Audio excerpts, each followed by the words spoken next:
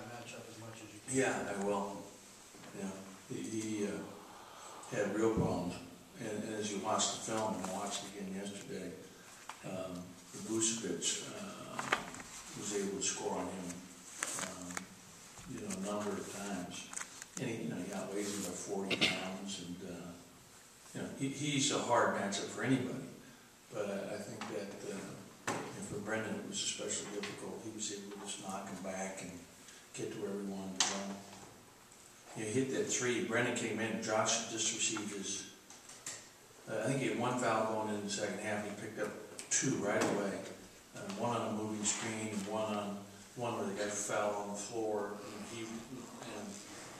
I think it was Vucevic both foul. But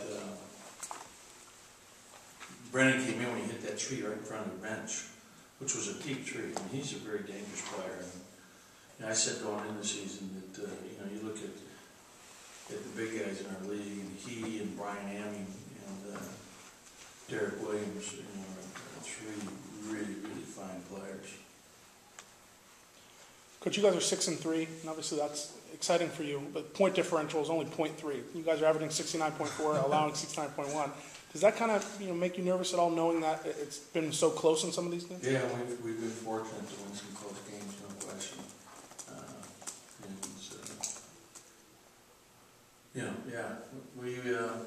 You guys were asking me after the game, and I was just so relieved we won the game, and then I started thinking about it. We had big leads at Oregon State, and let that dissipate. Same thing at ASU, and we had the game against Cal where that happened.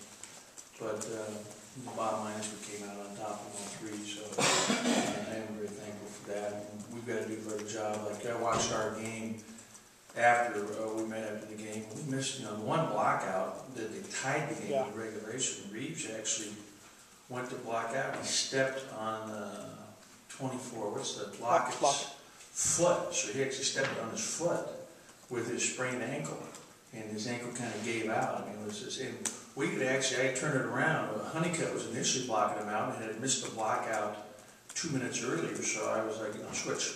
So Reeves was on his side to make sure we get him blocked out. And sure enough, we had some things that went haywire there in the last couple of minutes. Including, we were fortunate. We missed the front end of 1-on-1. They came down and missed. The goaltending, the offensive goaltending call on their player in overtime, that ball was going in. That guy actually hit the ball. The ball, from what my looking at over, was going to go in and cut it to one. You talked about this a little bit on Friday, but you won't consider zoning USC even with all the problems that they've had? We haven't put any zone in this season, so if we did, it would be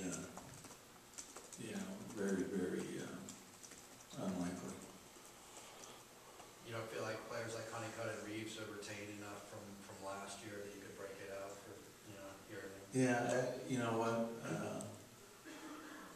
Never say never, but I'm not planning on playing any zone. In fact, I thought they did a good job. I watched the Cal game last night. Cal won the game, and they attacked Cal's zone pretty well. I mean, Dante Smith had 8 threes in that game at 24 points. Cal did a great job of scoring. There were big guys inside, did a nice job. And Vucevic got in foul trouble in that game. I think that's a game where he bit his tongue or something happened. But they attacked that zone very well, which is a 2-3 zone, which is what we played last year. Coach, it seems like you guys are going to go as far as almost like Zeke Jones is going to take you. In the 3 losses in Pac-10, he has 5 total points. Is he really become kind of the catalyst in terms of success? Well, one of those games was the Washington game where he hurt his finger and was really out of it from that point forward, because he wasn't sure if he broke it. And then the next game, right after that, was the SC game. He was still kind of unsure. He was still, even though he had shot with it all week, he still didn't have confidence in it. I think that affected him in both those games. So he's been pretty consistent, with the exception of those 2 games.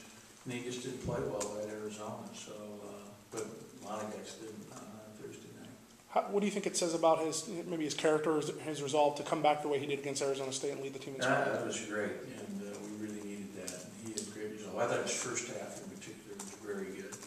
I think I got a little bit tired in the second half, beginning of, because he played 16 minutes in the first half and really focused on pressuring the ball and doing a good job defending. He's going to have his hands full. You know, the little guy, Maurice Jones, played very well against us the first time we played. And he's a hard guard because he's so small and so quick.